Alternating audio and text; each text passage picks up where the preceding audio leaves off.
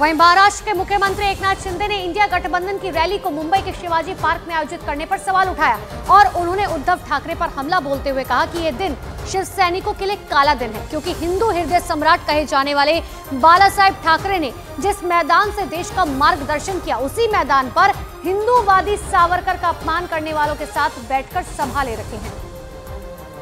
हाँ, मैं आज का दिन ये शिव सैनिकों के लिए काला दिन है, काला दिवस है, ये ब्लैक संडे है, क्योंकि जो शिव तीर्थ शिवाजी पार्क, ये शिवाजी पार्क से हिंदू हृदय सम्राट बाला साहेब ठाकरे जी ने पूरे देश को मार्गदर्शन किया। इसी ऐतिहासिक मैदान में जिन्होंने स्वतंत्रवीर सावरकर जी के खिलाफ आरोप लगाए, उनके बाजू में बैठकर ये सभा लेने की नौबत आज यहाँ पर आई है। ये दुर्भाग्य है। आज कैसे कहेंगे गर्व से कहो हम हिंदू हैं, ये भी सवाल मैं यहाँ इस बार पूछना चाहता हूँ। एकनाथ शिंदे के इस बयान पर कांग्रेस और उद्धव ठाकरे गुट की शिवसेना जहां हमलावर है, तो वहीं विनायक सावरकर के पोते रंजीत सावरकर ने राहुल गांधी पर सावरकर का अपमान करने का आरोप लगाया। एकनाथ शिंदे जी घबराए हुए दिख रहे हैं, कल मोदी जी घबराए हुए दिखेंगे। बिल्कुल घेर रहे हैं। राहुल गांधी और मल्लिकार्जुन खड़गे जी लगातार घेर रहे हैं और घेरते रहेंगे। हाँ, तो हम तो खुद तैयार हैं। देखो ना, सामने हैं आंकड़े सबके। भाई, ईडी इनकी है, सीबीआई इनकी है, तो आंकड़े इनसे पूछो ना। जो दबाव डाल के पैसा वसूलते हैं, हफ्ता वसूलते हैं, उनसे पूछिए। हमारे पास कोई ईडी सीबीआई थोड़ी कि डरा सकेगी। राहुल गांधी ये अपने पक्षीय स्वार्थ के लिए, राजनीति के लिए सावरकर जी का बार बार अपमान करते आए थे, और ये अभी की बात नहीं है, ये बहुत पुरानी बात है। और मुझे याद है कि 2019 में यही सावरकर स्मारक में उद्धव ठाकरे जी ने कहा था कि राहुल गांधी को जूते मारना चाहिए। अब उसके बाद भी जब इनकी इंडिया अलायंस हो गई, ये हो गई, राहुल गांधी सावरकर जी को गाली देते रहे हैं, मगर उसकी जो प्रतिक्रिया महाराष्ट्र में हुई, महाराष्ट्र की जनता के ने जो कांग्रेस का विरोध बढ़ता हुआ दिखाई दिया, उसके कारण मुझे लगता है कि आज राहुल गांधी शिवाजी पार्क से सावरकर जी के बारे में कोई भी अपमानास्पद टिप्पणी करने की हिम्मत नहीं करेंगे। महाराष्ट्र राज्य के मुख्यमंत्री एकनाथ शिंदे इसे काला दिन बताते हैं। एक विपक्ष का नेता, अब चुनाव डिक्लेयर हो गए, अब कैसा भय है? अब तो चुनाव में जाना ही है ना। आज जाएं, कल जाएं, परसों जाएं। 4 जून को जब नतीजे आएंगे तो नतीजों में आपको दिखेगा कि ये जो नारा देते हैं ना, नकली नारा, अब की बार 400 पार, 4 जून इनको एहसास दिलाएगा कि अब की बार भाजपा की हार और अब की बार इंडिया गठबंधन की जीत। वह इंडिया गठबंधन की रैली से राहुल गांधी और आरजेडी के तेजस्वी यादव ने पीएम नरेंद्र मोदी पर हमला किया।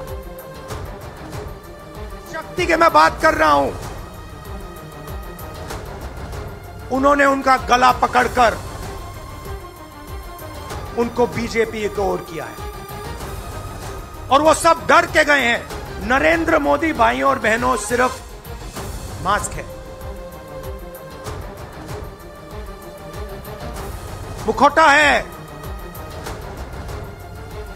जैसे ये बॉलीवुड के एक्टर हैं, उनको रोल दिया गया है कि भैया आज सुबह आपको ये करना है, कल आपको ये बोलना है, परसों आप ये करोगे, सुबह उठ के समुद्र के नीचे जाओ, चलो सी प्लेन में उड़ो।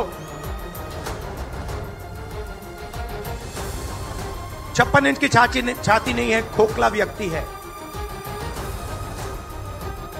हम मोदी जी को चैलेंज करते रहे, मोदी जी सबसे पहले, बाद में जो गारंटी देना देना, लेकिन अगर मेरा चाचा का गारंटी देके दिखा दो पहले कि वो फिर से पलटेंगे कि नहीं पलटेंगे, तो हम लोग, चलो बिहार में चाचा जी गए तो गए, हमारी शुभकामनाएं, बड़े हैं, अभिभावक हैं, लेकिन वहां जो आवाम का ताकत मिल रहा है, राहुल जी आए थे, सब लोग आए थे, जो प्यार मिल रहा है, वो हम इतना आप लोगों को कह सकते हैं कि बिहार में भाजपा जो भी सोचती हो, सर्वे वाले कुछ भी दिखाते हो, गोदी मीडिया के लोग, लेकिन बिहार में इस बार चौंकाने वाला रिजल्ट हम ला करके देने का काम करेंगे।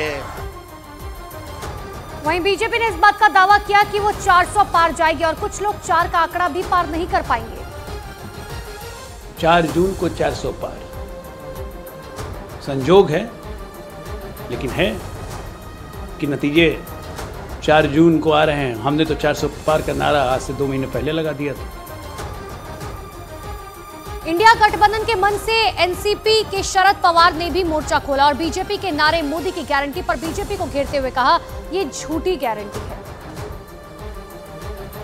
की गारंटी, ये गारंटी चलने वाली गारंटी नहीं, ये गारंटी में सिक्योरिटी नहीं है।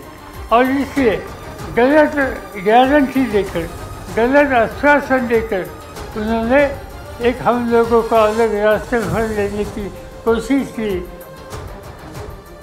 मुंबई में हुई इंडिया गठबंधन की पहली साझा रैली में समाजवादी पार्टी के अखिलेश यादव नहीं पहुंचे। पहले उनका रैली में जाना का कार्यक्रम तय था, लेकिन रविवार को पहले खबर आई कि तबीयत खराब होने की वजह से अखिलेश यादव राहुल गांधी की न्याय यात्रा के समापन पर आयोजित रैली में नहीं जा सकते। लेकिन बाद में अखिलेश यादव का राहुल गांधी के नाम लिखा एक खत सामने आया, जिसमें उन्होंने वजह बताई कि चुनाव के ऐलान के बाद 20 मार्च से ही नामांकन शुरू हो रहा है, लिहाजा वो तैयारियों में व्यस्त है और रैली में शामिल नहीं हो सकते। जबकि कांग्रेस की बात करें तो वो इस बात का दम कर रही है कि देश का अगला पीएम इंडिया गठबंधन का ही होगा। ये तो अभी शुरुआत है, अभी तो पिक्चर बाकी है। देश की जनता राहुल जी के साथ जुड़ चुकी है, इसका आगाज यहाँ पर हुआ है। और यहाँ से मुंबई से छत्रपति शिवाजी महाराज के महाराज से और जहाँ पे शाहू फुले अम्बेडकर विचारधारा है, वहाँ से ये आगाज आज यहाँ पर हुआ है। और शुरुआत जहाँ अच्छी होती है, शुरुआत जब अच्छी होती है तो उसका अंत भी अच्छा होता है। आपने देखा कितनी रैली, बढ़िया रैली हो गई, कितना उसमें करंट था, और ये करंट यहाँ दिखाई दे, वो देश में दिखाई देगा। ये रैली का परिणाम ऐसा होगा कि सरकार बदलेगी, इंडिया की सरकार आएगी, जो पीएम बनेगा वो इंडिया का होगा।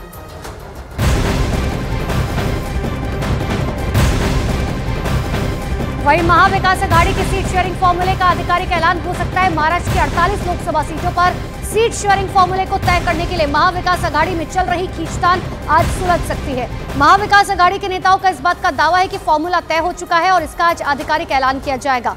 सूत्रों के मुताबिक आज महाविकास अघाड़ी की एक प्रेस कॉन्फ्रेंस हो सकती है, जिसमें सीटों के बंटवारे पर लिए गए फैसले की घोषणा की जा सकती है। सूत्रों के मुताबिक राहुल गांधी, उद्धव ठाकरे, शरद पवार के बीच हुई गुप्त बैठक के बाद इस पर सहमति बनी है।